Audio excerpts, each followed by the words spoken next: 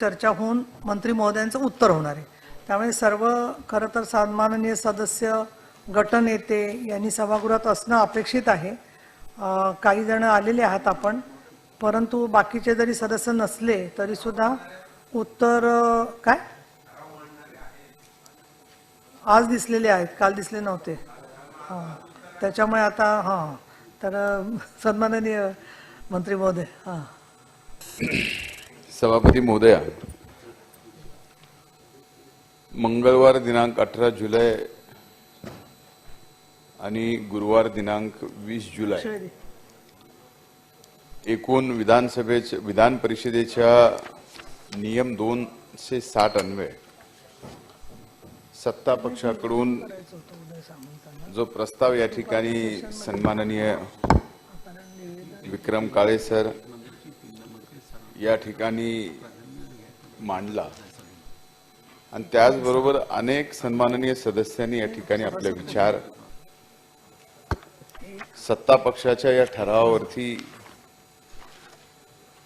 सत्ता पक्षाच्या बाजूने सत्ता पक्षाच्या विरोधामध्ये विरोधी पक्षांनी या ठिकाणी उपस्थित केले।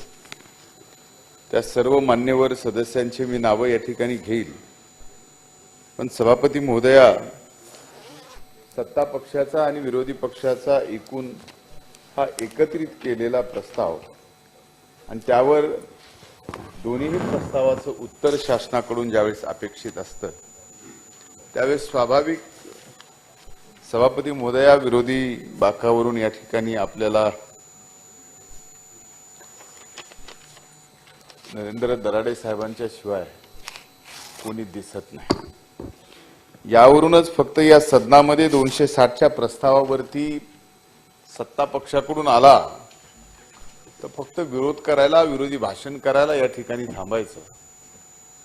विरोधी पक्षाकडून आला तर सरकारवर टीका करण्यासाठी इथं उपस्थित राहायचं, सरकारवर टीका करायची आणि ज्यावेळेस सरकार मात्र उत्तर द्यायला उभं असतं त्यावेळेस विरोधी बाकावर एक सदस्य सोडता दुसरं कुणीही नसतं। याच्यासारखं दुर्दैव या सभागृहामध्ये मी कधीही पाहिलेलं नाही। मी अनेक वर्ष या सदनामध्ये या सदनाचा सदस्य म्हणून घातली, मी अनेक वर्ष या सदनामध्ये विरोधी पक्ष नेता म्हणून या ठिकाणी घातली, अनेक प्रस्तावावरती या ठिकाणी चर्चा केली, सरकारच्या विरोधात बोललो, सरकारच्या बाजूने या ठिकाणी बोललो आणि आज या महायुती सरकारच्या वतीनं सत्ता पक्षाच्या आणि विरोधी पक्षाच्या या एकूणच ठरावावरती आणि मांडलेल्या विषयावरती या ठिकाणी सभापती महोदया आपल्या परवानगीने मी उत्तर द्यायला उभा आहे। खरंच राज्यात विरोधी पक्ष ज्यावेळेस सर्वसामान्य जनतेचे प्रश्न वेगवेगळ्या आयुधातून उपस्थित करतो त्यावेळेस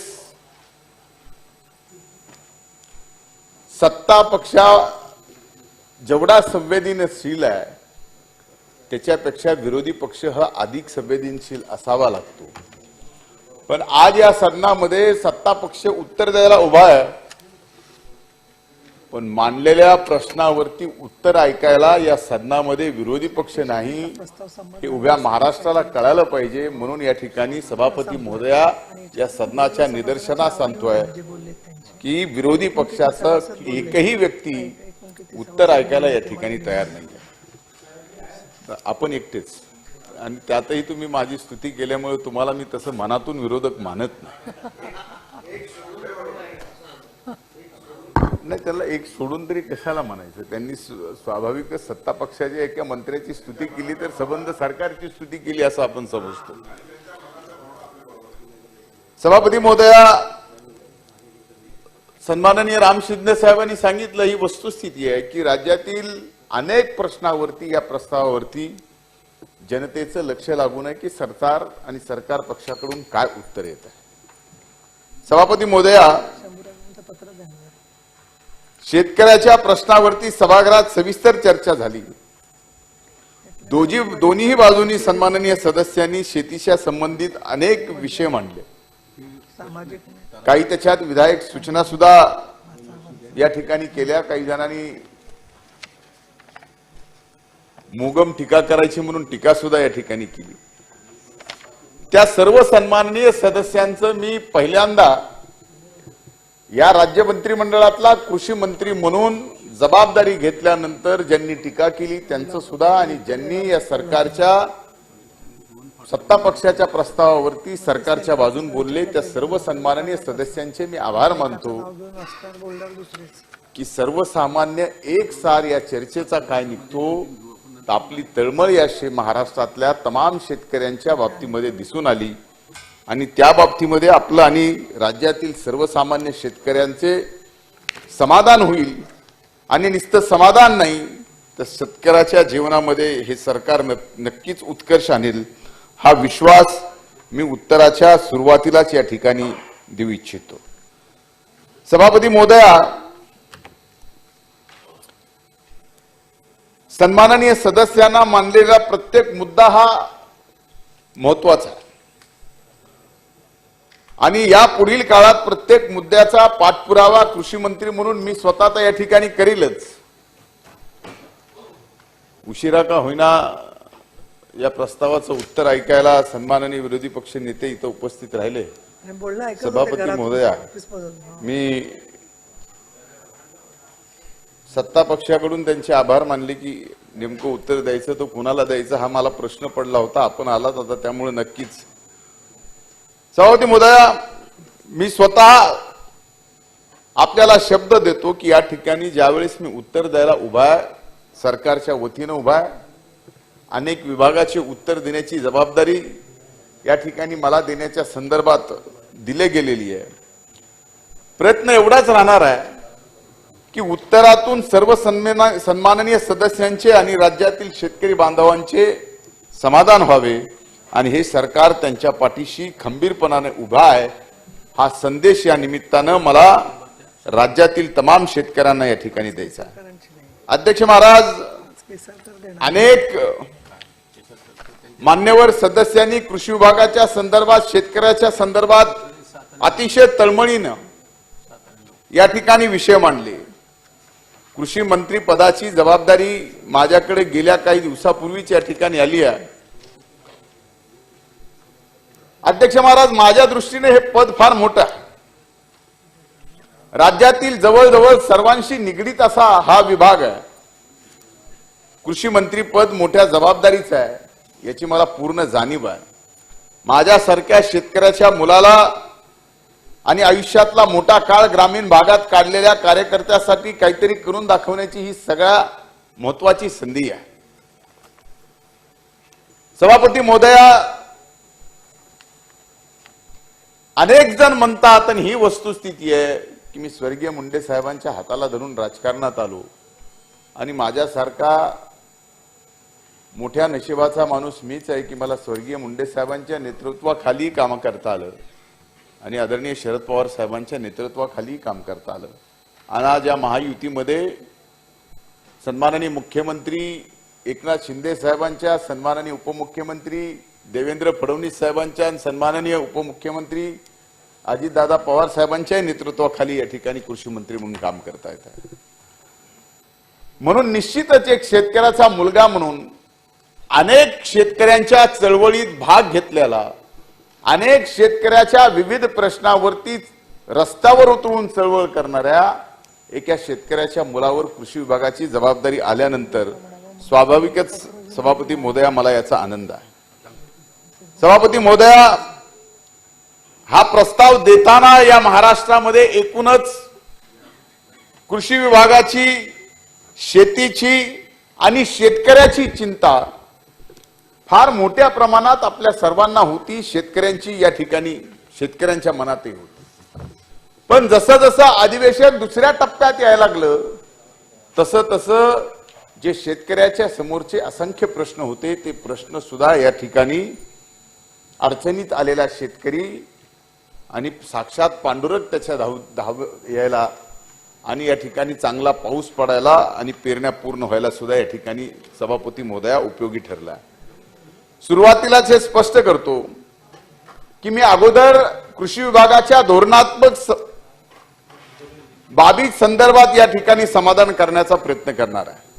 त्यानंतर मग सन्माननीय सदस्यांनी जे चर्चेत उपस्थित केलेल्या मुद्द्याबाबत मी उत्तर देण्याचा प्रयत्न करणार आहे. राज्यातील शेतकऱ्यांचे जीवनमान उंचावण्यासाठी फेमिन कमिशनच्या अहवालानुसार 1983 ला कृषी खात्याची स्थापना झाली. त्यानंतर वेळोवेळी कृषी विभागात काही रचनात्मक बदल करण्यात आले.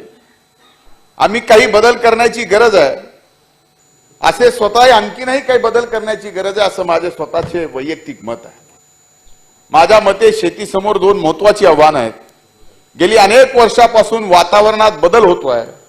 आपण पाहतोय की दुष्काळ, पाणी टंचाई, अवकाळी पाऊस, गारपीट, महापूर, चक्रीवादळ अशी अनेक संकट सातत्याने येतात. सभापती महोदया, या जगाच्या पाठीवर एकमेव शेतकऱ्याची अशी जात आहे की जी जात उघड्या आभाळाखाली आपला व्यवसाय करते. आपण इतर कुठलाही व्यवसाय असा दाखवा की जो व्यावसायिक उघड्या आभाळाखाली करतोय. त्यामुळे स्वाभाविक शेतकऱ्याच्या या जातीला सरकारकडून सर्वतोपरी मदत तर झालीच पाहिजे आणि कुठलंही नैसर्गिक संकट आलं तरी त्या संकटाच्या झळा त्या शेतकऱ्याच्या कुटुंबापर्यंत गेल्या नाही पाहिजेत. ही भूमिका या ठिकाणी या महायुतीच्या सरकारची, या कृषी विभागाची हे जबाबदारीपूर्वक या ठिकाणी सभापती महोदय आपल्या समोर या ठिकाणी सांगतोय. दुसऱ्या बाजूला आर्थिकदृष्ट्या अव्यवहार्य धारणा क्षेत्र, पीक कर्ज, पीक विमा, कर्जबाजारीपणा, जमिनीचा कस, भावातील चढ उतार, विजेचा पुरवठा, खते, बियाणे, औषधे या बाबतीतले काही प्रश्न सातत्याने समोर येतात. या दोन्ही आव्हानाचा सामना करण्यासाठी गेल्या काही वर्षात सरकार कुणाचेही असो अनेक धोरण तयार केली गेली, अनेक योजना सुरू करण्यात आल्या. नैसर्गिक संकटात सापडलेल्या शेतकऱ्यांना मदतीचा हात देण्यासाठी नुकसान भरपाई देण्याचा प्रयत्न झाला. कर्जाच्या विळख्यातून बाहेर काढण्यासाठी कर्जमाफी देण्याचा प्रयत्न झाला. पीक कर्जातील अडचणी सोडवण्याचा प्रयत्न झाला. पीक कर्जाचे राज्याचे उद्दिष्ट सातत्याने वाढले गेले. राज्यातील शेतकऱ्यांना चांगले बी बियाणे मिळावे यासाठी कृषी विद्यापीठाच्या माध्यमातून संशोधनाचे काम केले जात आहे आणि त्याचप्रमाणे अनेक योजना सरकारच्या माध्यमातून सुरू करण्यात आलेल्या आहेत. सभापती महोदय, अर्थसंकल्पात कृषी विभागासाठी भरीव तरतूद या ठिकाणी करण्यात आली. आपल्या सर्वांनाच कल्पना आहे की सन 2023-24च्या अर्थसंकल्प हा सरकारने पंचामृत ध्येयावर आधारित मांडलेला आहे. यामधील प्रथम अमृत हे शाश्वत शेती, समृद्ध शेती यासाठी समर्पित आहे. चालू वर्षासाठी एकूण 29,163 कोटी रुपयाची तरतूद, त्यापैकी कृषी विभागासाठी 11,281 कोटी रुपयाची तरतूद सभापती महोदया या महायुतीच्या सरकारने ठेवली. मी महायुती सरकारचे या ठिकाणी मनापासून कृषी विभागाचा मंत्री या नात्यानं आभार मानतो. शाश्वत शेतीसाठी जलयुक्त शिवार अभियान, ज्याचा उल्लेख अनेक सन्माननीय सदस्यांनी या सदनात केला आणि आज ऐकत असताना सन्माननीय राम शिंदेंनी सुद्धा या ठिकाणी केला. मागच्या काळात तत्कालीन मुख्यमंत्री म्हणून देवेंद्रजी फडणवीस साहेबांच्या पदाच्या काळात जलयुक्त शिवार योजना 5 वर्षे राबवली. पहिल्या टप्प्यात 2015 ते 2019 22,593 गावची निवड करण्यात आली. 20,544 गावे जलपरिपूर्ण झाली आणि जवळपास 27 लाख दशलक्ष घनमीटर पाणी साठा क्षमता निर्माण झाली. 39 लाख हेक्टर शेतीसाठी संरक्षित सिंचनाची सुविधा निर्माण करण्यात आली. आता आपण जलयुक्तचा दुसरा टप्पा 5,000 गावांमध्ये राबवणार आहोत. पहिल्या टप्प्यात ज्या गावाचा समावेश नव्हता, ज्या गावात पाणलोटची कामे झालेली नाहीत किंवा निकषानुसार जी गावे निवडली गेली नाहीत, अशा गावांमध्ये पुढील काळात आपण पाणलोटची कामे हाती घेणार आहोत. मला खात्री आहे की लोकसहभागातून आणखीन 5,000 गावांमध्ये पाणलोट क्षेत्राचा शाश्वत विकास आपल्याला या ठिकाणी नक्कीच करता येईल.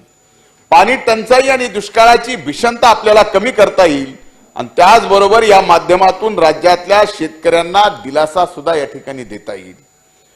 सभापती महोदया, सन्माननीय विरोधी पक्ष नेत्यांनी या ठिकाणी पीक विम्याच्या संदर्भात सरकारवर सडकून टीका केली. हे स्वाभाविक.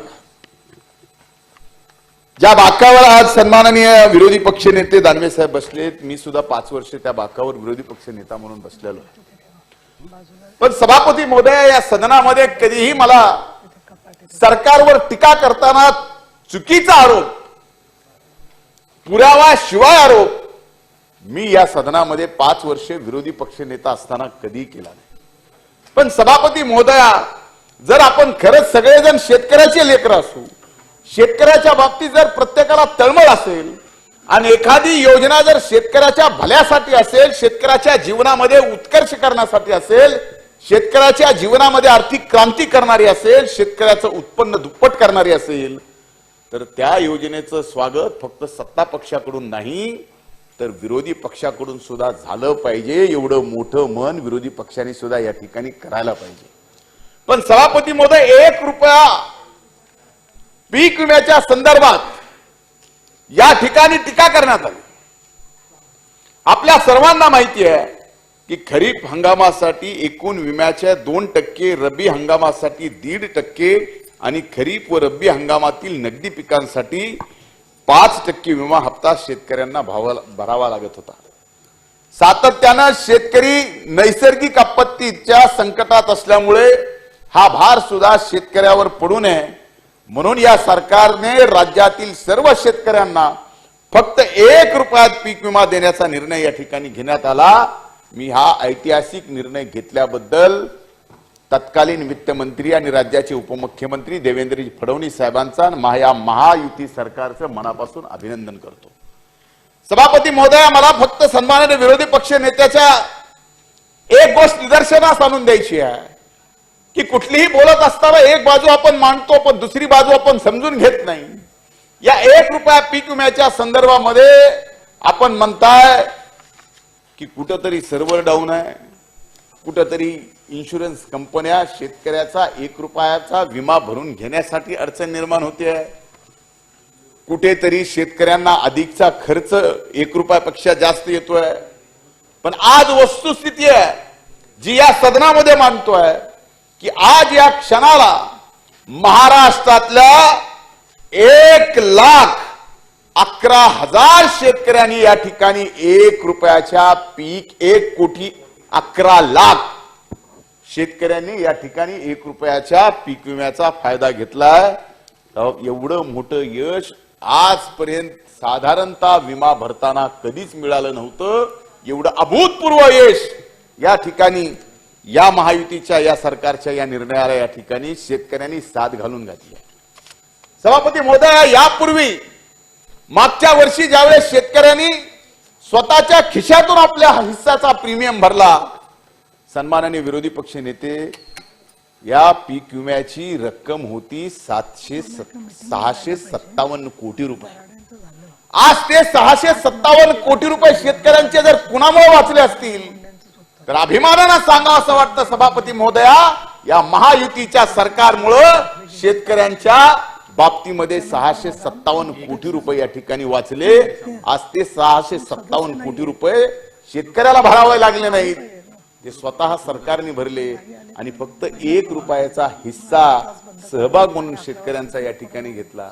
अनेक जण म्हणले हे 1 रुपयाचं सुद्धा सरकारवर बोजा का? तर पहिल्यांदा माझं असं म्हणणं आहे की हे 1 रुपया सुद्धा कमी करू. विरोधी पक्षाच्या सदस्याची जर ही मागणी असेल तर हे सरकार 1 रुपया सुद्धा कमी करेल. पण पहिल्यांदा मोठ्या मनानं या 1 रुपयाच्या विम्याचं तुम्ही स्वागत करा आणि या सर्व सभागृहात सर्वानुमते सरकारचं अभिनंदन करा. 1 रुपयाचा बोजा सुद्धा या ठिकाणी शेतकऱ्यांवर येईल अशी परिस्थिती सरकार कधीच निर्माण करणार नाही. सभापती महोदया, या बाबतीत मी आपल्याला सांगितलं, खरं तर रोज जवळजवळ 6 ते 7 लाख शेतकरी या ठिकाणी विमा भरतायत आणि यातून एकही शेतकरी या 1 रुपयाच्या पीक विमा योजनेतून वंचित राहणार नाही याची जबाबदारी कृषी विभाग आणि हे महायुतीचं सरकारने या ठिकाणी घेतलेली आहे. पंतप्रधान पीक विमा योजना 2 दिवस झालेल्या चर्चेत सभापती महोदया, या ठिकाणी अनेक लोकप्रतिनिधींनी विम्याच्या संदर्भात वेगवेगळ्या अडचणी या ठिकाणी समोर आल्यात असं सांगितलं, पण सभापती महोदया वस्तुस्थिती नक्कीच अशी नाही आहे. एवढंच सांगायचा उद्देश आहे सभापती महोदया की अनेक जणांनी सांगितलं की हा पीक विमा ची 1 रुपयाची योजना ही विमा कंपन्याला फायदा करणारी आहे. पण सभापती महोदया मला सांगायला या ठिकाणी अभिमान वाटतो, या सदनाला सुद्धा याची माहिती असावी की महाविकास आघाडीच्या सरकारच्या काळामध्ये माझ्यावरती मंत्रिमंडळामध्ये सामाजिक न्याय विभागाचा मंत्री म्हणून जबाबदारी आली, बीड जिल्ह्याचा पालकमंत्री म्हणून जबाबदारी आली, आणि या महाराष्ट्रामध्ये देशामध्ये पीक विमा न देणाऱ्या शेतकऱ्यांना, तेही लाभार्थी आहेत पीक विम्याचे, पण पीक विमा न देणाऱ्या कंपन्यावर FIR करायचं काम या ठिकाणी बीडला पहिल्यांदा झालं. आणि संकट बीडवर त्यावेळेस असं आलं की सर्व कंपन्यांनी बीड जिल्ह्यावर बहिष्कार घातला. म्हणून तत्कालीन सरकारने आणि तत्कालीन वित्तमंत्री म्हणून अजितदादा पवार साहेबांनी बीड जिल्ह्यातील सर्व जनतेची आणि शेतकऱ्यांची जबाबदारी म्हणून त्या ठिकाणी सरकारने हमी घेतली आणि एक बीड पॅटर्न नवीन समोर आला. आणि केंद्र सरकारच्याच AIC म्हणजे ऑल इंडिया क्रॉप इन्शुरन्स कंपनीला सोबत घेऊन एक बीड पॅटर्न तयार केला. 80% पॅटर्न समोर आला. आणि जर सभापती महोदया 20% वर जर कंपनीचा फायदा झाला तर ते सर्व फायदा त्या कंपनीने सरकारकडे जमा करा अशी योजना करण्यात आली. आणि हा 1 रुपयाच्या पीक विम्यामध्ये सुद्धा संबंध राज्यात हाच पॅटर्न वापरला गेलेला आहे. त्यामुळे कुठल्याही पीक विम्याचा अतिरिक्त फायदा व्हायचा विषय कधीही या सरकारने धोरणात्मक घेतलेला नाहीये. PM किसान योजनेचा सोबत सभापती महोदया या अर्थसंकल्पीय अधिवेशनामध्ये मागच्या पंचामृत अर्थसंकल्प ज्याला म्हणतो, शाश्वत शेतीसाठीच्या संदर्भामध्ये, शेतकऱ्यांच्या संदर्भामध्ये राज्य शासनाने चालू केलेल्या 23-24च्या अर्थसंकल्पीय अन्नदाता बळीराजाच्या उत्पन्न वाढीसाठी माननीय प्रधानमंत्र्यांनी त्यांच्या संकल्पनेतून PM किसान योजना, प्रधानमंत्री किसान योजना आणली. आणि आजपर्यंत कधीच एवढा मोठा शेतकऱ्यांना दिलासा देण्याचा काम कुठल्याही सरकारच्या काळात झालं नाही. ते या ठिकाणी आदरणीय प्रधानमंत्री नरेंद्रभाई मोदी यांनी महाराष्ट्रातल्या नाही देशातल्या सर्व शेतकऱ्यांसाठी 6,000 रुपये वर्षाला देण्याचा निर्णय केला. आणि महायुतीचं सरकार या राज्यात आल्यानंतर पंचामृत अर्थसंकल्प मांडत असताना या केंद्र सरकारच्या योजनेच्या सोबत नमो शेतकरी सन्मान योजना सुद्धा या ठिकाणी जाहीर करण्यात आली. आणि केंद्राच्या 6,000 सोबत राज्याचे सुद्धा 6,000 रुपये शेतकऱ्याला देण्याचा निर्णय या ठिकाणी करण्यात आला. या योजनेच्या केंद्र शासनाच्या प्रति 6,000 आणि राज्य सरकारचा हिस्सा 6,000 म्हणजे वर्षाला 12,000 रुपये आता शेतकऱ्याच्या खात्यावरती जमा होणार आहे. यावर अनेक प्रश्न निर्माण केले. अनेक प्रश्न निर्माण अशा पद्धतीने केले की एकूणच PM किसान योजनेमध्ये किती लाभार्थी आहेत. PM किसान योजनेमध्ये काही वर्तमानपत्रात बातम्या आल्या की 14 लाख महाराष्ट्रामध्ये असे काही खातेदार आहेत की ज्या खातेदाराचा आणि शेतीचा संबंध नाही, ज्या खातेदारामध्ये इन्कम टॅक्स भरणाऱ्या लोकांनी सुद्धा PM किसान योजनेचा फायदा घेतला आहे. जो शेतकरी नाही त्यांनी सुद्धा फायदा घेतला आहे. जो अनेक गोष्टीचे फायदे घेतो त्यांनी सुद्धा या PM किसान योजनेचा फायदा घेतलाय. सभापती महोदया, ज्यावेळेस आपण पहिल्यांदा एखादी योजना जाहीर करतो, जाहीर केल्यानंतर काही ह्युमन एरर येतात, प्रत्येक योजनेत येतात. सरकार कुणाचंही असो, सिस्टीमचं एक छोटंसं फेल्युअर असतं. ते छोटंसं फेल्युअर म्हणजे ती अख्खी योजना बारगळली असं आरोप करणं म्हणजे हे खऱ्या अर्थानं शेतकऱ्यांवरती अन्याय आहे. अध्यक्ष सभापती महोदया, मी या ठिकाणी सांगतो की PM किसान योजनेचा 27 जुलै 2023 रोजी वितरित होणाऱ्या 14व्या हप्त्याच्या लाभासाठी राज्यातील 85,55,000 शेतकरी पात्र ठरत आहेत. आणि नमो शेतकरी सन्मान साठी एवढेच शेतकरी पात्र होणार आहेत. आणि जे मधल्या काळात गैरफायदा घेणारे लोक आहेत त्याची सुद्धा चौकशी चालू आहे आणि जवळजवळ याच्यामध्ये अनेक कोटी रुपयाचा मला आकडा सांगता येणार नाही पण फार मोठी रक्कम सुद्धा या ठिकाणी गोळा केलेली आहे। त्यामुळं मला एक सांगा, एकीकडे 1 रुपयात पीक विमा योजना,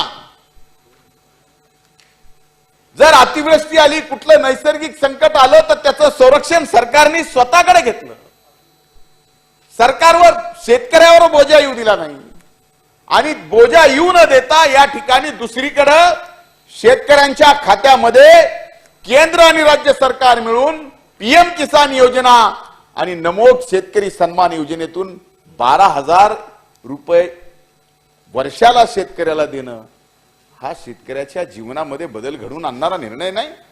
आणि हा जर निर्णय सरकार म्हणून घेतला असेल, विचार म्हणून सरकार वेगळ्या विचाराचा असेल, पण हा शेतकऱ्याच्या भल्यासाठी निर्णय घेतला असेल तर त्या बाबतीमध्ये विरोधी पक्षांनी सुद्धा नक्कीच मोठ्या मनानं स्वीकारलं पाहिजे।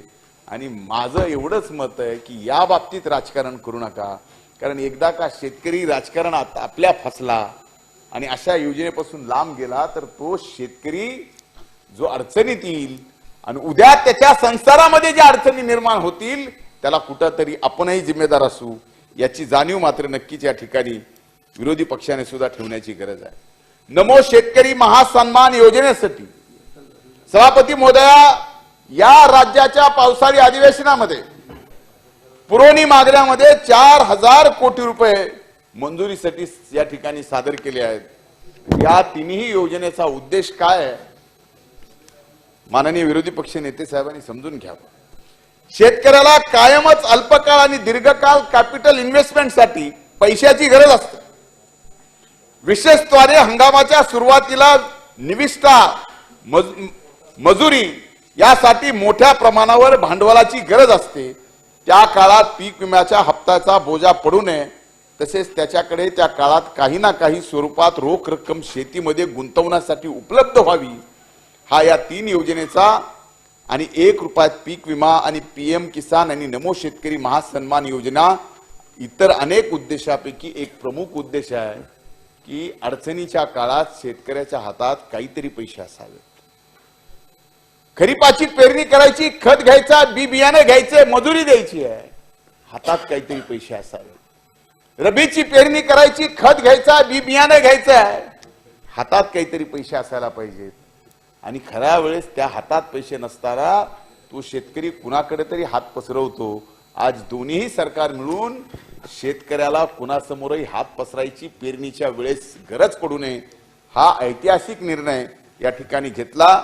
मी दोन्ही सरकारचं या ठिकाणी अभिनंदन करतो।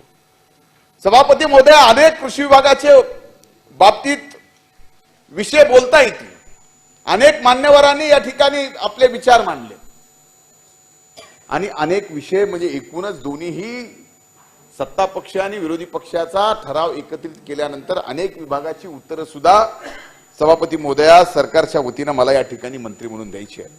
म्हणून मी इतर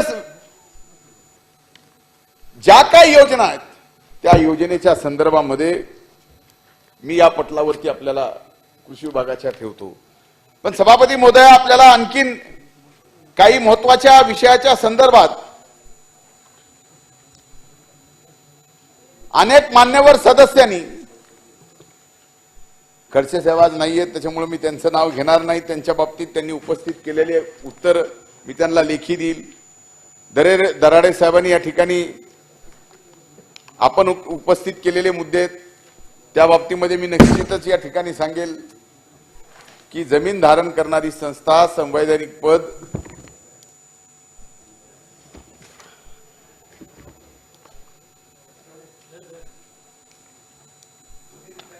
दोन्ही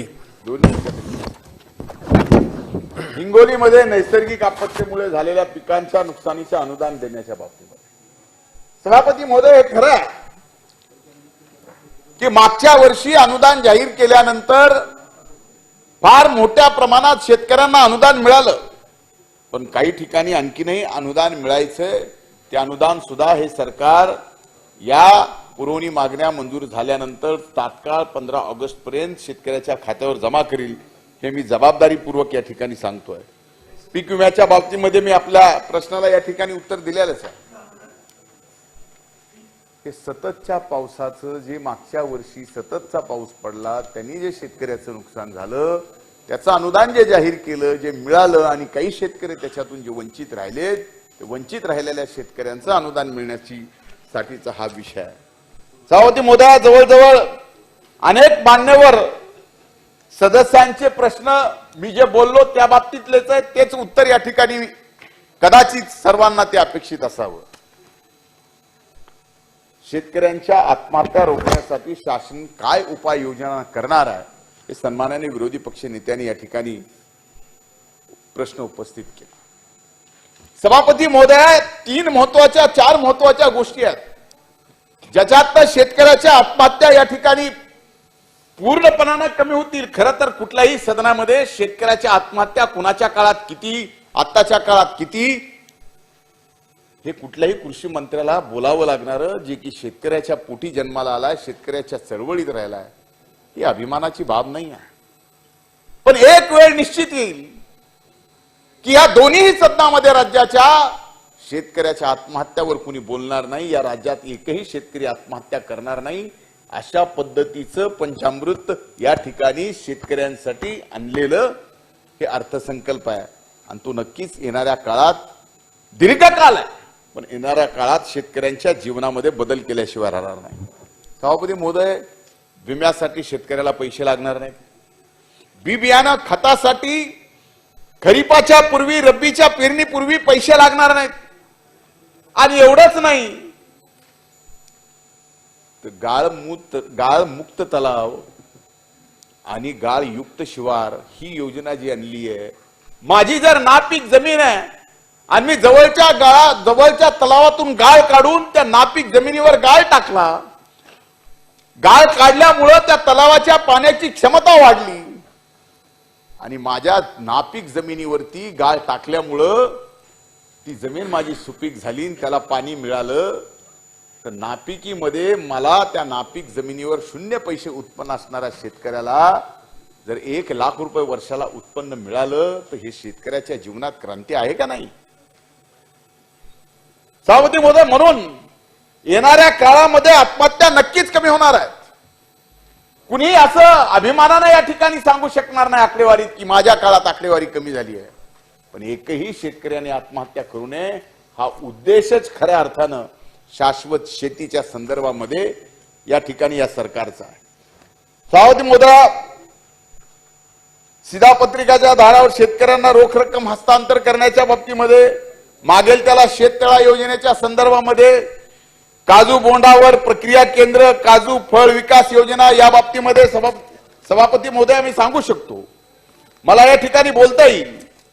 पण मला पहिल्यांदा या ठिकाणी मागेल त्याला शेततळे आणि मागेल त्याला ठिबक सिंचनाच्या संदर्भामध्ये सन्माननीय विरोधी पक्ष नेत्यांनी अतिशय उद्विग्न होऊन या ठिकाणी विषय मांडला.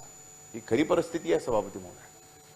मी ज्यावेळेस या विभागाची जबाबदारी घेतली आणि 15 जुलैला पहिल्यांदा या विभागाची बैठक घेतली, मागेल त्याला शेततळे, मागेल त्याला या ठिकाणी ठिबक सिंचन असा विषय जर समोर आला तर याच्यामध्ये लॉटरीची पद्धत असणं गरजेचं नाही, जे मागेल त्याला दिलं पाहिजे.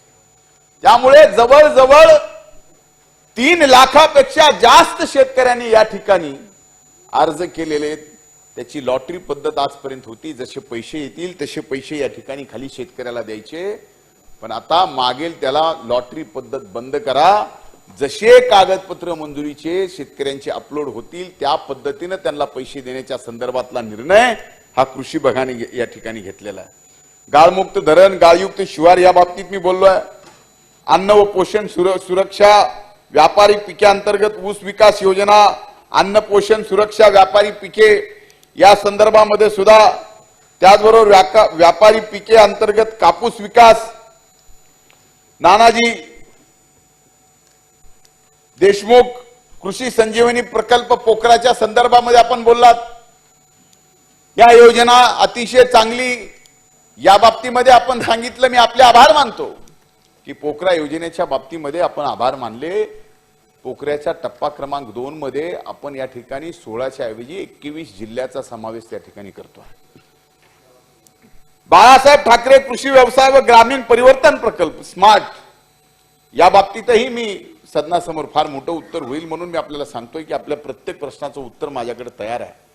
पण बोलवून घ्या, सदनाचा विषय आणखीन जास्त जाईल. पण मी आपल्याला सांगतो की राज्य पुरस्कृत एकात्मिक कापूस पिकाच्या उत्पादनात वाढ व मूळ साखळी विकास योजनेच्या संदर्भात आपण बोललात. सोयाबीन व इतर तेलबिया पिके उत्पादनात वाढ व मूल्य साखळी विकास योजनेच्या बाबतीत ते बोलले. कृषी उन्नती योजनेअंतर्गत केंद्र पुरस्कृत बियाणे व लागवडी साहित्य ग्राम बीजोत्पादन कार्यक्रम या बाबतीत बोलले. महात्मा गांधी राष्ट्रीय ग्रामीण रोजगार हमी योजनेच्या बाबतीत आपण बोललात. या ठिकाणी कर्जफेडीच्या प्रोत्साहनपर अनुदान अद्याप शेतकऱ्यांपर्यंत पोहोचले नाही. हा सहकार विभागाच्या संदर्भातला विषय, त्याचं उत्तर सहकार विभागाच्या सुद्धा आपल्याला मी या ठिकाणी देतो. महाबीज कडील बियाणे दर जास्त ठेवून खाजगी कंपन्याकडील बियाणे उपलब्ध केले जाते अशी बाब नाही, परंतु विशिष्ट बाब असेल तर नक्कीच विरोधी पक्ष नेत्यांनी स्पेसिफिक या ठिकाणी पुरावा दिला तर त्या बाबतीमध्ये हा कृषी विभाग त्याची चौकशी करून त्यावर नक्कीच कारवाई करेल, ही जबाबदारीपूर्वक या ठिकाणी सांगतो. गुजरात मधून बोगस बियाणे मोठ्या प्रमाणावर या ठिकाणी येतात. 1966च्या बियाणे अधिनियम अस्तित्वात असून त्याप्रमाणे अप्रमाणित बियाणे नमुन्यावर कारवाई करण्यात येत आहे, परंतु त्यामध्ये शिक्षेची तरतूद अतिशय सौम्य आहे. दंड 500 रुपये, जास्तीत जास्त 1000 रुपये. म्हणून या सरकारने पावसाळी अधिवेशनाच्या पूर्वसंध्येच्या कॅबिनेटमध्ये निर्णय घेतला आणि कृषी विभागाचा मंत्री आणि त्याचबरोबर महसूल विभागाचे मंत्री आदरणीय विखे पाटील साहेब सुद्धा या ठिकाणी उपस्थित आहेत.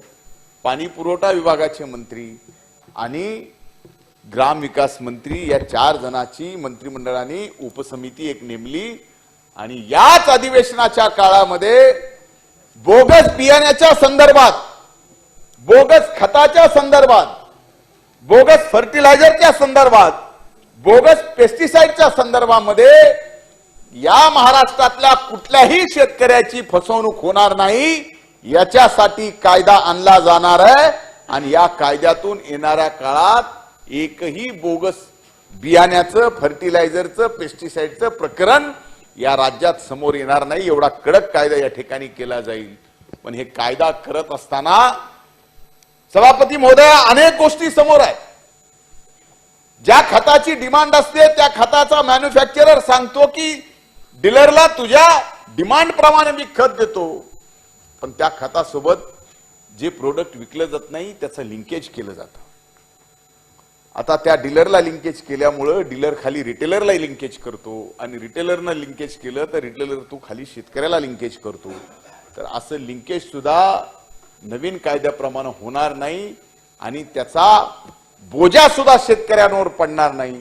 आणि अशा पद्धतीच्या संदर्भात जर कुठली मॅन्युफॅक्चरर कंपनी अशा पद्धतीने दबाव आणत असेल तर त्या डिस्ट्रीब्युटरला आणि त्या रिटेलरला सुद्धा या ठिकाणी या कायद्यामध्ये संरक्षण दिलं जाईल.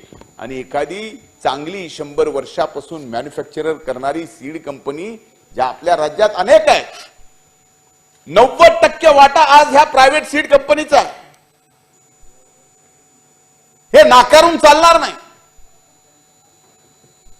पण ते वाटा निर्माण करणारे प्रामाणिकपणानं बियाणं देणाऱ्या ज्या कंपन्या आहेत त्यांना सुद्धा या कायद्याच्या चौकटीमध्ये आणतोय, पण त्यांना त्रास होणार नाही याची जबाबदारी सुद्धा नक्कीच या सरकारची आहे. सभापती महोदय, गोपीचंदजी पडळकर साहेब आता उपस्थित आहेत. त्यांनी रोजगार हमी योजनेच्या संदर्भात विषय मांडला, त्याचं उत्तर मी या ठिकाणी नक्कीच देईल. कांदा चाळ उभारणी करिताचे प्रलंबित अनुदान तातडीने द्यावे.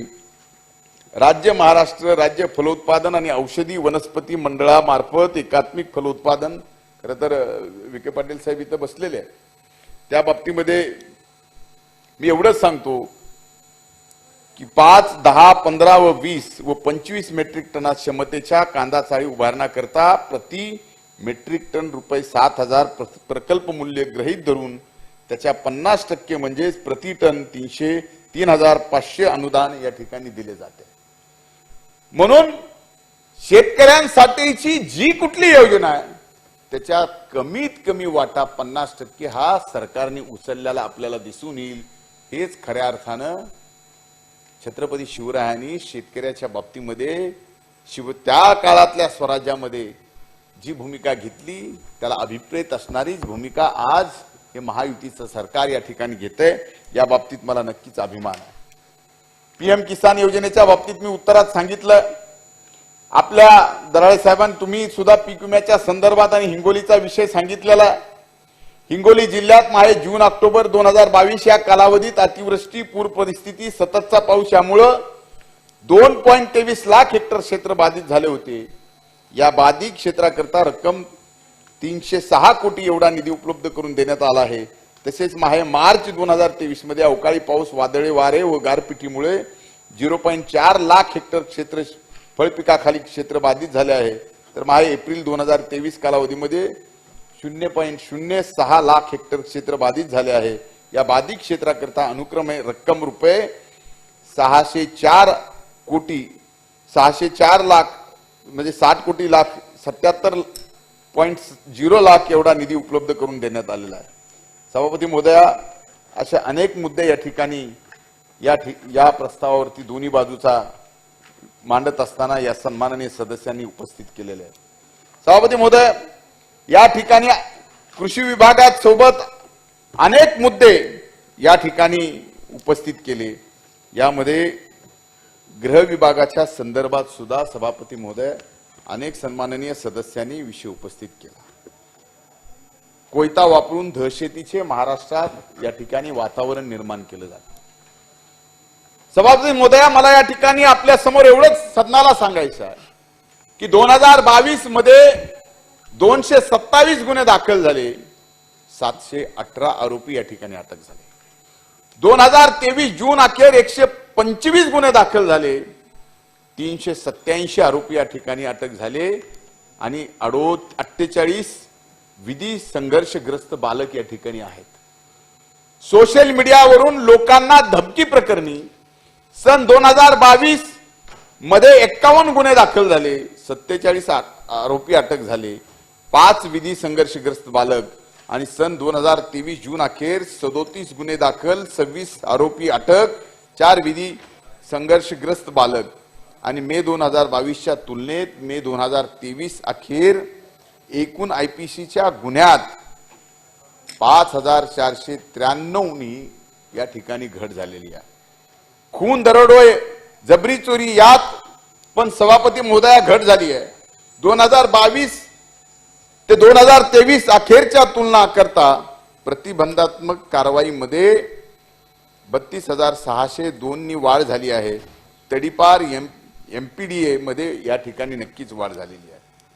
आज इथं शशिकांत शिंदे साहेब उपस्थित नाही आहेत, त्यामुळे मी त्यांचं उत्तर या ठिकाणी देणं स्वाभाविक या सदनाच्या कामकाजाला अनुसरून आहे असं समजत नाही। पण सन्मानाने सुरेश जस उपस्थित होते तेही आता नाही आहेत, पण बाहेर आहेत। त्यांनी पुणे येथे विद्यार्थ्यांवर कोयत्याने हल्ला केल्या प्रकरणी भारतीय दंड संहिता 307 प्रमाणे गुन्हा दाखल आहे आणि त्यास ऐका म्हणून मोठ्याने आवाज दिला तुम्हाला, अण्णा आवाज ऐकू यावा म्हणून।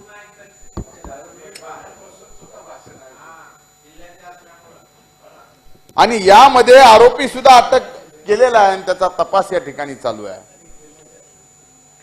सभापती महोदया, अंबादास महोदय, चेअरला आपण म्हणतो त्यावेळेस महोदया म्हणतो, तालिका बसले त्यामुळे स्वाभाविक आहे, त्यामुळं तरी सभापती महोदया, विधान परिषदेच्या या 260च्या प्रस्तावावर सन्माननीय विरोधी पक्ष नेत्यांनी राज्यात कोयता गँगने वाढलेल्या संदर्भामध्ये आपल्याला सांगितलं, कोयता वापरून दहशत निर्माण करणाऱ्याची एकूण आकडेवारी सुद्धा सांगितली, सोशल मीडियावर सुद्धा या ठिकाणी सांगितलं। सोशल मीडियावर लोकांना धमक्या देण्याच्या संबंधातल्या आकडेवारी जर पाहिजे असेल तर ती सुद्धा सदनात आपल्याला या ठिकाणी सांगतो। 21 मध्ये 49 49 गुन्हे दाखल झाले होते, उघडकीस गुन्हे 29 आले, आरोपी 28 झाले. 2022 मध्ये 127 दाखल गुन्हे झाले. उघडकीस आलेले गुन्हे 39 आहेत. अटक आरोपी 53 आहेत आणि 23 मध्ये अद्यापपर्यंत एकूण गुन्हे 75 दाखल झालेत. उघडकीस आलेले 15 गुन्हे आहेत आणि 14 आरोपी या ठिकाणी अटक आहेत. सभापती महोदय, याची सबंध आकडेवारी ही आपल्या पटलावरती या ठिकाणी मी ठेवायला तयार आहे.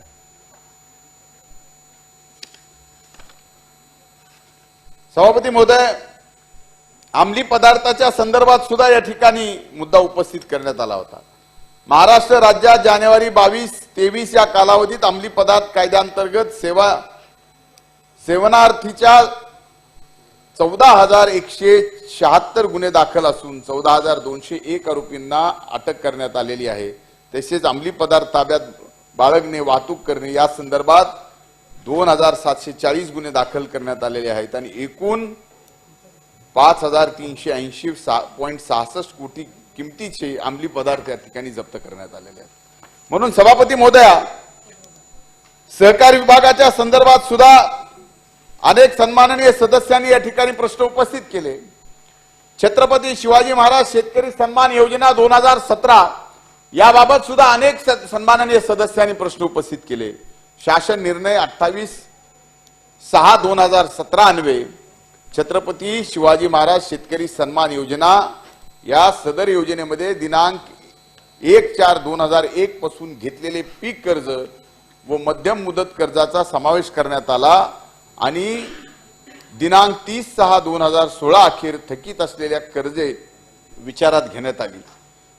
2000 सदर योजनेमध्ये 1,50,000 लाखापर्यंतच्या कर्जाची कर्जमाफी करण्यात आली आणि शेतकऱ्यांनी बँकेकडे भरणा केल्यास त्यांना एक वेळ समझोता योजनामध्ये 2015-16 व 16-17 या वर्षात पीक कर्जाची विहित मुदतीत परतफेड करणाऱ्या शेतकऱ्यांना 25,000 पर्यंत प्रोत्साहनपर अनुदान देण्यात आले. सदर योजनेअंतर्गत कर्जमाफीस पात्र असणाऱ्या एकूण 24,88,000 कर्ज खात्यांमध्ये 13,705 कोटी इतका लाभ त्यावेळेस मिळाला.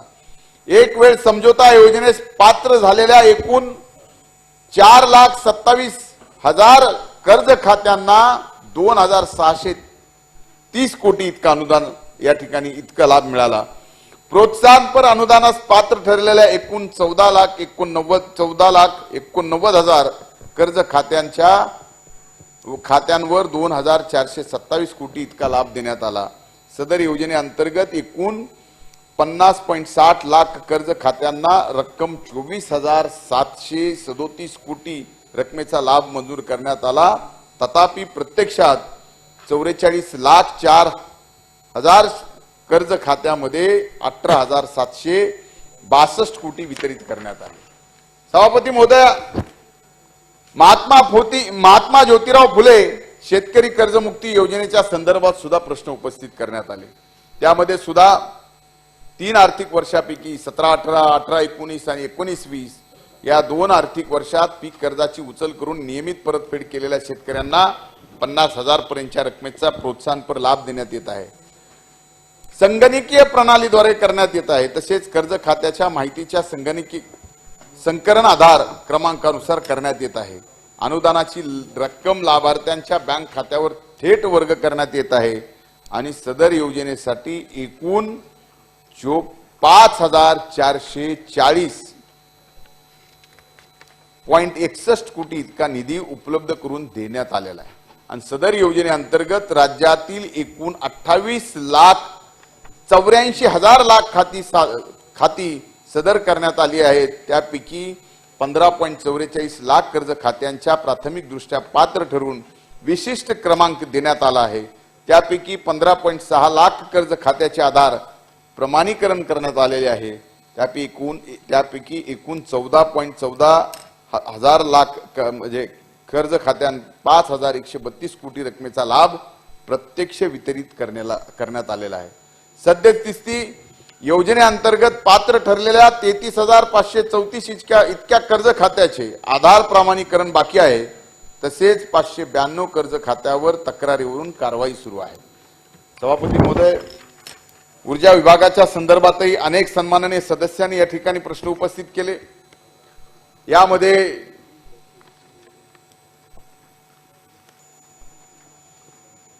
सन्माननीय दस साहेबांनी या ठिकाणी उपस्थित केलेला प्रश्न आहे, वीज भार व्यवस्थापन करण्यासाठी तसेच कृषी पंपासाठी आवश्यक असलेले विद्युत पुरवठा लक्षात घेऊन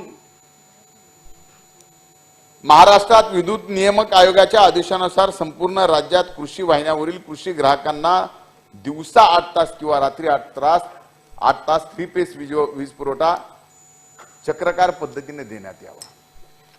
या निमित्तानं मला एवढंच सांगायचं आहे की शेतकऱ्यांना हा 8 तास दिवसा आणि 8 तास रात्री आणि तेही चक्रवार प्रमाणे या ठिकाणी देण्यात यावा, असे उपस्थिती केली ही मिळत नाही, वस्तुस्थिती आहे।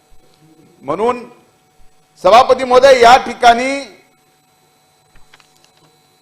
सौर ऊर्जाच्या संदर्भामध्ये अतिशय महत्वाकांक्षी योजना ही शेतकऱ्यांना वीज मिळण्यासाठी सुद्धा आणि शेतकऱ्यांना उत्पन्न मिळण्यासाठी सुद्धा ऊर्जा विभागाने या ठिकाणी काढली। मी ऊर्जा विभागाचे आणि माननीय उपमुख्यमंत्री देवेंद्र फडणवीस साहेबांचे आणि महायुती सरकारचे अभिनंदन करतो। आणि ही योजना आणताना खऱ्या अर्थानं ज्या शेतकऱ्यांकडे नापीक जमीन आहे त्या जमिनीवर काही केलं तरी काही पिकणार नाही, त्या जमिनीतून 1 रुपयाचं उत्पन्न सुद्धा शेतकऱ्याला मिळणार नाही, अशा जमिनीवर सौर ऊर्जा प्रकल्प उभा करण्यासाठी प्रत्येकी एकरी 50,000 रुपये वर्षाला या ठिकाणी द्यायचे आणि त्यावर सौर ऊर्जा प्रकल्प उभा करायचा आणि जवळजवळ 3000 मेगावॅट वीज निर्माण यातून करायची। आज मला सांगायला अभिमान वाटतो की ज्यावेळेस ही योजना मार्च मध्ये जाहीर केली, मार्च मध्ये जाहीर केल्यानंतर आजपर्यंत ऑनलाईन ज्या शेतकऱ्यांनी आम्ही जमीन द्यायला तयार आहोत, एकूण 35,000 एकर जमीन देण्यासाठी आज या महाराष्ट्रातला शेतकरी सौर प्रकल्पासाठी तयार आहे आणि आणखीन 53,000 एकरची आपल्याला आवश्यकता आहे, ज्याच्यावर 3000 मेगावॅटचा प्रकल्प या ठिकाणी उभा राहणार आहे। आणि 2025 पर्यंत अण्णा आपण उपस्थित केलेला प्रश्न हा तुमच्या माझ्या मनात आहे आणि हे स्वाभाविक आहे की प्रत्येकाला आपण या ठिकाणी 8 तास दिवसा 8 तास रात्री या ठिकाणी वीज दिली पाहिजे। पण हे सौर ऊर्जेचा प्रकल्प हे उद्दिष्ट पूर्ण केल्याशिवाय शक्य नाही। पण 2025 पर्यंत 24 तास या राज्यातल्या शेतकऱ्यांना वीज निर्माण होईल, एवढं नक्की मी या निमित्तानं ऊर्जा विभागाच्या वतीनं आपल्याला सांगतो। आज दरेकर साहेब इथं उपस्थित नाहीयेत, खडसे साहेब नाहीयेत, दराडे साहेबांनी या ठिकाणी आपण तालिका सभापती म्हणून आता चेअरवर आहात, आपणही या ठिकाणी 2025 पर्यंत सौर ऊर्जाच्या बाबतीत मी जे बोललो ते उत्तरात सांगितलेलं आहे। पण या योजनेअंतर्गत 11 केव्ही 22 केव्ही व 33 केव्ही सबस्टेशनवर आवश्यकतेनुसार 5 ते 10 मेगावॅट क्षमतेचे विकेंद्रित सौर ऊर्जा प्रकल्प उभारण्यात येणार आहेत। तसेच यासाठी प्रोत्साहन देण्यासाठी 11 आणि 22 केव्ही सबस्टेशनवर वीज जोडी करणाऱ्या प्रकल्पाला 25 पैसे प्रति युनिट व 33 केव्ही सबस्टेशनवर वीज जोडणी करणाऱ्या प्रकल्पाला 15 पैसे प्रति युनिट आर्थिक सहाय्य 3 वर्षासाठी देण्याचा संदर्भातला निर्णय सुद्धा या ठिकाणी झाला। या ठिकाणी 17,75,000 आज अखेर म्हणजे एकूण एवढ्या शेतकऱ्यांनी या ठिकाणी जमीन देण्याच्या संदर्भामध्ये सभापती महोदया सांगितले गेलेलं आहे। या ठिकाणी विरोधी पक्ष नेत्या महोदयांनी याच संदर्भामध्ये खरे ऊर्जा विभागाचा विषय म्हणून त्यांनी उपस्थित केला।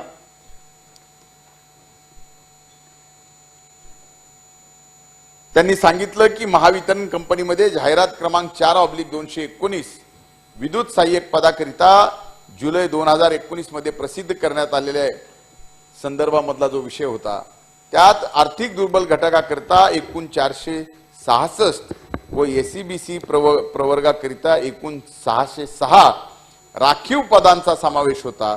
परंतु एसईबीसी आरक्षण ऐवज ठरल्यामुळे विद्युत सहाय्यक पदासाठी ज्या उमेदवारांनी एसईबीसी प्रवर्गातून ईडब्ल्यूएस प्रवर्गात विकल्प दिला त्या उमेदवाराची निवड झाली आणि अशा उमेदवारासाठी अधिसंख्य पदे निर्माण करण्यात निर्णय होण्याच्या दृष्टीने महावितरण कंपनीने 7/7/2023 रोजी ऊर्जा विभागास प्रस्ताव सादर केला आणि अशा एकूण 282 विद्युत सहाय्यक पदाकरिता अधिसंख्य पदाबाबतचा प्रस्ताव ऊर्जा विभागाने 18/7/2023 रोजी सामान्य प्रशासन विभागात सादर केला आहे आणि हा लवकरच सामान्य प्रशासन विभाग हा प्रस्ताव सुद्धा नक्कीच मंजूर केल्याशिवाय राहणार नाही। या प्रस्तावावर बोलत असताना सभापती महोदय,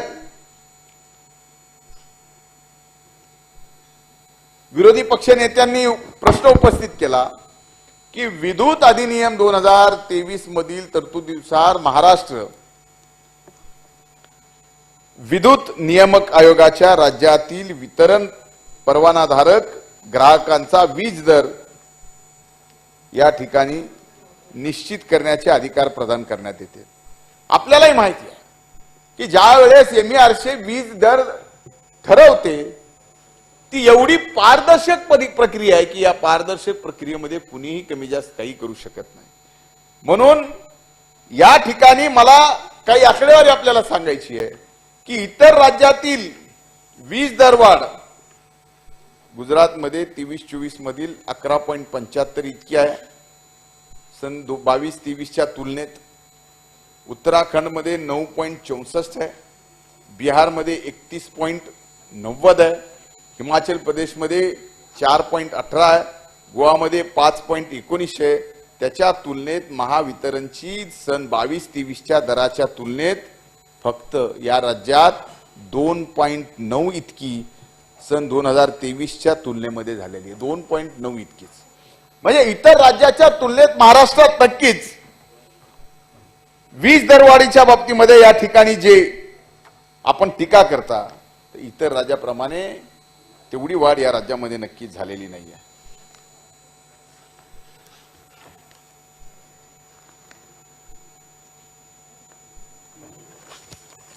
जलसंपदा विभागाच्या बाबतीमध्ये सन्माननीय विरोधी पक्षनेत्यांनी इथं प्रश्न उपस्थित केला। बाबरी बंधाऱ्याच्या मुद्द्याबाबतीत आपण या ठिकाणी प्रश्न उपस्थित केला। सभापती महोदय, बाबरी बंधारा आपल्यालाही माहिती आहे की हे तेलंगणाच्या बॉर्डरला बंधारा आहे। बाबरी बंधाऱ्याच्या कामास 2005 मध्ये सुरुवात करण्यात आली, तथापि बंधाऱ्याचे बांधकाम पोचमपाड धरणाच्या पार्श्वजलाच्या क्षेत्रामध्ये येत असलेले आहे। त्यामुळे दिनांक 6/10/2075च्या गोदावरी पाणी तंटा लवाद कराराचा महाराष्ट्र राज्याकडून भंग झाल्याचा आक्षेप घेऊन आंध्र प्रदेश शासनाने सदर कामाविरोधात दिनांक 3/7/2006 रोजी माननीय सर्वोच्च न्यायालयाचा दावा 1/2006 दाखल केला। बंधाऱ्याचे बांधकाम 26/4/2007 रोजीच्या माननीय सर्वोच्च न्यायालयाच्या अंतरिम आदेशानुसार सुरू ठेवून 2010 मध्ये पूर्ण करण्यात आला। तथापि माननीय सर्वोच्च न्यायालयाच्या 28/2/2013च्या अंतिम निर्णयानुसार बावडी उच्च पातळी बंधाऱ्याचे दरवाजे दरवर्षी 1 जुलै रोजी दरवाजे उघडण्यात येतात व 29 ऑक्टोबर रोजी दरवाजे बंद करण्यात येतात। सर्वोच्च न्यायालयाच्या निर्णयातील मुद्दे सभापती महोदय खालील प्रमाणात हे सदनाच्या लक्षात यायला पाहिजे की बाबरी बंधाऱ्याच्या संचालनावर त्रिस्तरीय समिती महाराष्ट्र, तत्कालीन आंध्र प्रदेश, तेलंगणा, केंद्रीय जल आयोग नियंत्रण ठेवतील। बाबरी बंधाऱ्याचे दरवाजे दरवर्षी 1 जुलै ते 28 ऑक्टोबर या पावसाळीच्या कालावधीमध्ये उघडे राहतील। नदीतील प्रवास अडथळा निर्माण होणार नाही। 29 ऑक्टोबर ते पुढील वर्षाच्या 30 जून पर्यंत बाबरी बंधाऱ्यातील महाराष्ट्राचा एकूण पाणी वापर 2.74 दशलक्ष घन फूटपेक्षा जास्त होणार नाही। म्हणजे याचा फायदा फक्त 2 TMC आपल्याला मिळेल आणि याची फार मोठी अडचण आहे। आता हे रिव्ह्यू पिटिशन सुप्रीम कोर्टामध्ये दाखल करायचं न करायचं या बाबतीतही सल्ला मसलत चालू आहे। एवढंच नाही तर यामध्ये महाराष्ट्र सरकारच्या वतीने तेलंगणा सरकारच्या दोन्ही सरकारच्या मध्यस्थीने काही मार्ग निघतोय का हे बघायचं सुद्धा चालू आहे। राज्याच्या मुख्यमंत्र्यांनी जवळजवळ तेलंगणाच्या मुख्यमंत्र्यांना 3 वेळेस या बाबतीत पत्र पाठवलं, पण आणखीनही तेलंगणाकडून त्या ठिकाणची सकारात्मक कसल्याही प्रतीची काहीही खुलासा त्या ठिकाणी आलेला नाहीये। म्हणून या बाबतीमध्ये आपण जे प्रश्न उपस्थित केलाय ते बरोबर आहे, पण यामध्ये जे काही सर्वोच्च न्यायालयाने निर्णय दिलेला आहे त्या निर्णयाच्या अधीन राहून रिव्ह्यू पिटिशन मध्ये जायचं का दोन राज्यांनी मिळून या ठिकाणी तंटा हा सोडायचा, हा सगळ्यात मुख्य प्रश्न आहे. त्यामुळे रिव्ह्यू पिटिशन मध्ये जायच्या अगोदर दोन राज्यामध्ये जर हा तंटा मिटला तर नक्कीच याचा फायदा या ठिकाणी फार मोठ्या प्रमाणामध्ये होतो. पश्चिम वाहिन्याच्या नद्याच्या पाणी गोदावरी खोऱ्यात वळवण्याच्या आवश्यकताच्या बाबतीमध्येही अनेक मान्यवर सदस्यांनी या ठिकाणी प्रश्न उपस्थित केला. उत्तर कोकणातील नारपार, अंबिका, औरंगा, दमणगंगा, वैतरणा व उल्हास नदी उपखोऱ्यातून 3.17 अघफू अतिरिक्त पाणी शिल्लक आहे.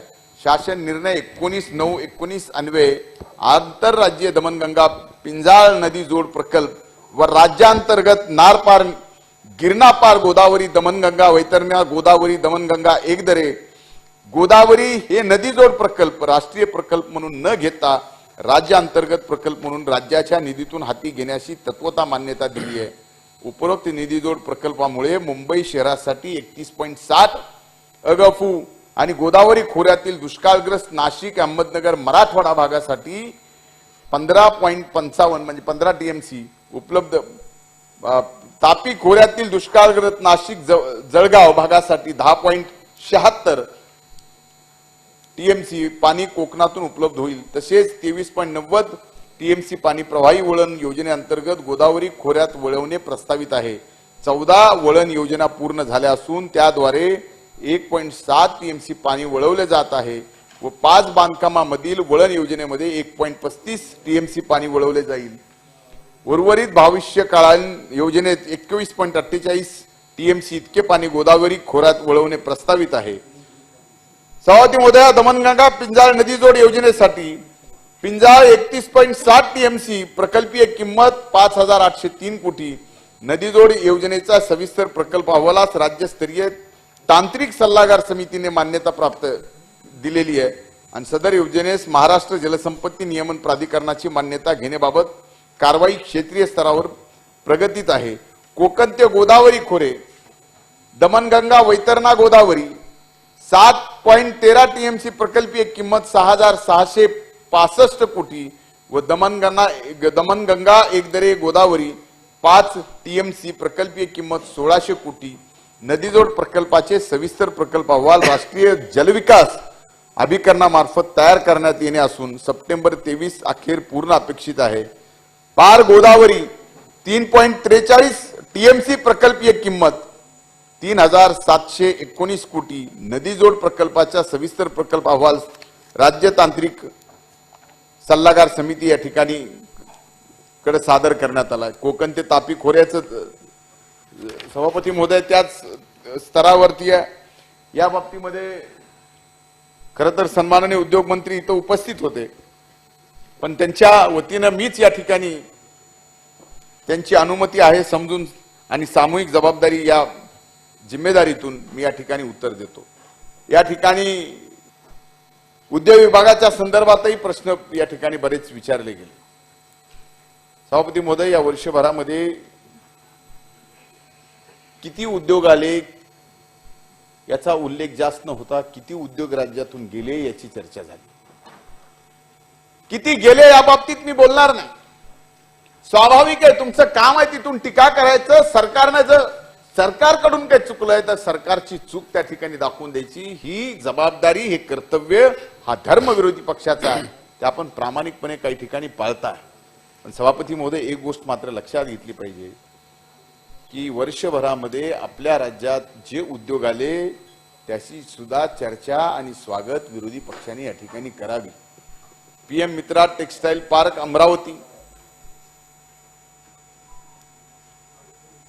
लेदर व footwear cluster Ratwad Raigad, electronic manufacturing cluster EMC Ranjangaon, marine park Ratnagiri, mango and cashew park Ratnagiri, Mahindra and Mahindra Talegaon, Gogoro Taiwan Ranjangaon, Hyundai Korean Talegaon, RBI bulletin May 2023 DPIIT केंद्र सरकारच्या वतीने या ठिकाणी सन 2022-23 या वर्षात जवळजवळ 1,18,422 कोटी रुपयाची थेट परकीय गुंतवणूक ही एफडीआयच्या या माध्यमातून झालेली आहे. स्वागत तर करा, एकदा बाग तर वाचवा. याचं मी कारण सांगतो आणि इतर राज्याच्या बाबतीतलेही उदाहरण आपल्याला देतो की 1,18,422 कोटीची थेट परकीय गुंतवणूक आपल्या राज्यात आली आहे आणि ती देशाच्या एकूण परकीय गुंतवणुकीच्या सर्वात मोठा वाटा जर कुठला असेल तर 29% हा या महाराष्ट्राचा आहे. हा सांगायला या ठिकाणी अभिमान वाटतो. तुम्हाला सुद्धा थोडासा महाराष्ट्राच्या बाबतीत अभिमान असेल तर तेवढा वाटू द्यावा आणि तो जाहीररित्या वाटू द्यावा, एवढीच अपेक्षा आहे. दुसरं माझं याच्या पलीकडे काही मत नाही.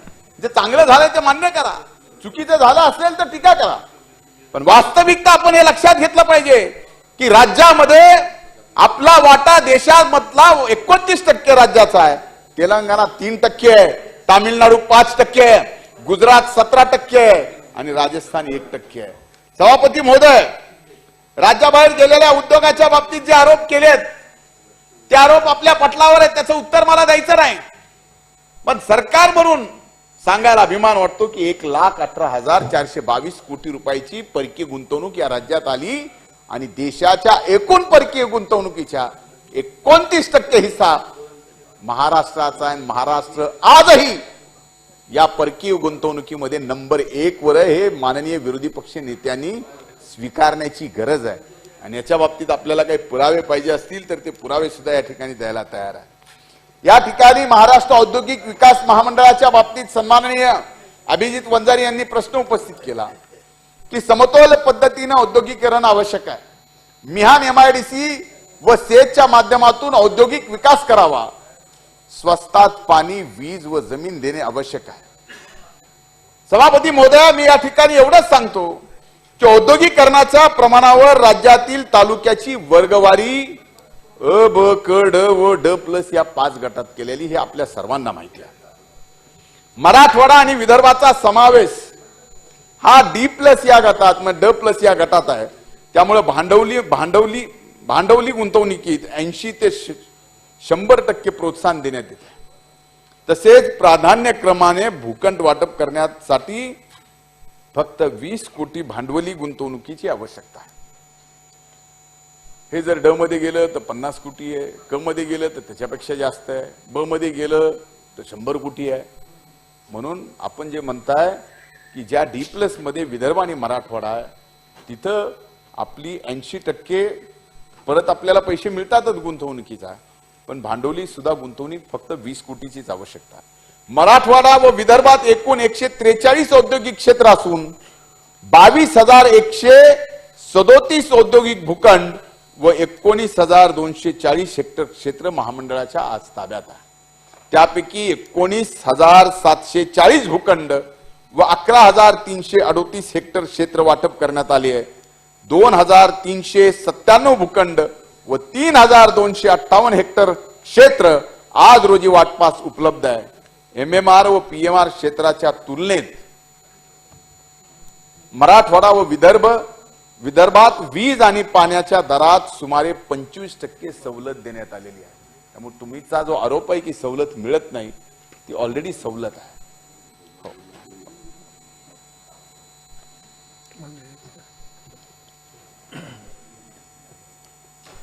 विदर्भ मराठवाड्याच्या भूसंपादनाचा खर्च कमी असल्याने भूखंड वाटपाचा दरही पुणे मुंबई लगतच्या क्षेत्रापेक्षा कमी आहे.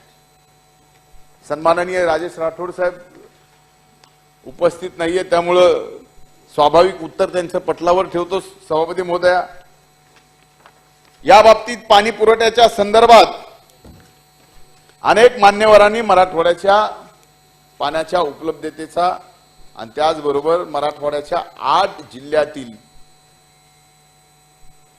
वॉटर ग्रीडच्या संकल्पनेच्या बाबतीमध्ये प्रश्न उपस्थित केला.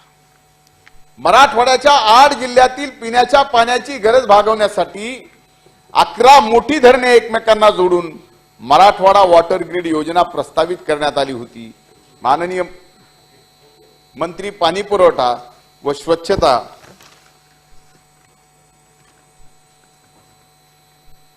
यांच्या अध्यक्षतेखाली माननीय मंत्री जलसंपदा यांच्या उपस्थित झालेल्या बैठकीत मराठवाडा ग्रीड योजनेसाठी आलेले देण्यात आले होते. पाणी उपलब्धतेची खात्री करून मराठवाडा वॉटर ग्रीड योजनेची आणखी आखणी करण्यात आली. सद्यस्थितीत मराठवाड्यामध्ये प्रमुख 8 प्रादेशिक पाणी पुरवठा योजना जल जीवन मिशन कार्यक्रम अंतर्गत मंजूर करण्यात आल्या असून याचा कार्यारंभ आदेश सुद्धा निर्गमित करण्यात आलेला आहे. सभापती महोदया, मराठवाड्यातील 11 धरणाचं एकूण चल साठ्याची लाईव्ह स्टोरेज ची कॅपॅसिटी ही 5143 दशलक्ष घनमीटर आहे, म्हणजेच 181.67 टीएमसी. वातावरणातील बदल लक्षात न घेता मेकोरोट कंपनीने 90% विश्वासार्हता डिपेंडेबिलिटी गृहीत धरून मराठवाड्यातील 11 मोठ्या धरणात उपलब्ध असणाऱ्या एकूण साठ्याच्या अनुमान 760 दशलक्ष घनमीटर 27.84 टीएमसी मागील 15 वर्षात उपलब्ध असलेल्या साठ्यावरून 90% विश्वासार्हता डिपेंडेबिलिटी गृहीत धरून मराठवाड्यातील मोठ्या धरणात उपलब्ध असणाऱ्या एकूण साठ्याच्या 948 दशलक्ष म्हणजे पिण्याच्या पाण्याची एकूण मागणी 632 दशलक्ष म्हणजे 22 टीएमसी आहे. त्याच्या संदर्भातला हा वॉटर ग्रीडचा प्रकल्प आहे. हा मराठवाड्यासाठी अतिशय महत्वाकांक्षी प्रकल्प आहे. या प्रकल्पाच्या बाबतीत तरी आरोप करू नका. या 11-12 प्रकल्पातून या ठिकाणी वॉटर ग्रीडला पाणी दिलं जाणार आहे आणि म्हणून या वॉटर ग्रीडमुळे नक्कीच गोदावरीच्या तुटीच्या खोऱ्यामध्ये ज्यावेळेस धरणात पाणी उपलब्ध होणार नाही त्यावेळेस पिण्याच्या पाण्याची अडचण निर्माण होणार नाही, हे मात्र नक्कीच आहे. रस्ते विकास महामंडळाच्या संदर्भात प्रश्न उपस्थित केले सभापती महोदय, त्याचे उत्तर मी या ठिकाणी पटलावर ठेवतो. नियोजन विभागाच्या बाबतीमध्ये या ठिकाणी काही प्रश्न उपस्थित केलेले आहेत, त्या बाबतीमध्ये मी उत्तर आपल्याला या ठिकाणी पटलावर ठेवतो. सभापती महोदय, पणन विभागाच्या संदर्भात सुद्धा उत्पन्न वाढीच्या संदर्भात कोकण काजू बोंड प्रक्रिया केंद्र स्थापन करणे, नागपूर, काटोल, कळमेश्वर, बुलढाणा व इतरही जिल्ह्यात आधुनिक संत्रा प्रक्रिया केंद्र उभा करणे, हळद आणि या बाबतीतले सुद्धा माझ्याकडे उत्तर तेही मी पटलावर ठेवतो सभापती महोदय. पण मी एवढंच सांगेल की या सर्व विषयावरती आरोप करत असताना जर जबाबदारीपूर्वक पुराव्यानिशी केले तर मी समजू शकतो. आणि माननीय विरोधी पक्ष नेत्यांना माझा मित्रत्वाचा एक प्रामाणिक सल्ला, आपण विरोधी पक्ष नेते पदावर या ठिकाणी आहात, गेली 5 वर्ष मी सुद्धा त्या ठिकाणी 14 ते 19 त्याच खुर्चीवर होतो. पण जी आकडेवारी द्यायचो, सरकारवर आरोप करायचो, त्यावेळेस नक्कीच त्या आकडेवारीला सरकार सुद्धा चॅलेंज करू शकत नव्हतं. आपण अतिशय व्यवस्थित पद्धतीनं सरकारच्या विरोधामध्ये काम करत असताना सरकारने सुद्धा अतिशय व्यवस्थित पद्धतीने जे काम केलंय त्याचं सुद्धा मोठेपणानं स्वीकार करणं गरजेचं आहे आणि त्या बाबतीतही बोलणं आवश्यक आहे. एवढीच अपेक्षा.